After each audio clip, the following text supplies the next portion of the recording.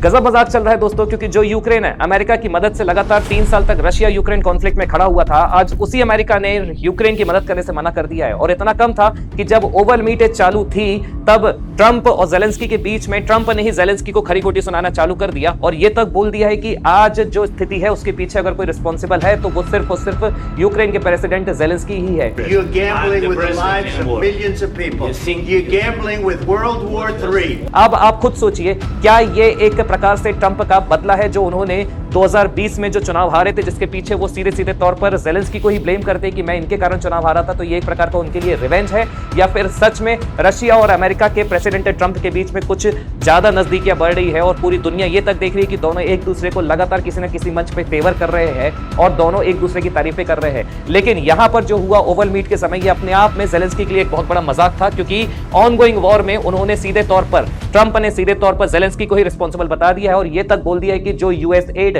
Zelensky को दी जा रही थी ऑनगोइंग कॉन्फ्लिक्ट में, वो अब सिर्फ उसी वक्त दी जाएगी जिसमें सिर्फ और सिर्फ फायदा किसका होगा? अमेरिका का होगा। और यही ट्रंप की नीति है, वो सिर्फ और सिर्फ अमेरिका के बारे में सोचते हैं और अमेरिकन के बारे में सोचते हैं और उन्हीं के प्रॉफिट के बारे में सोचते हैं। तो आपको कमेंट करके बताना है कि किस तरीके का अब जियोपॉलिटिक्स सिनेरियो चेंज होने वाला है।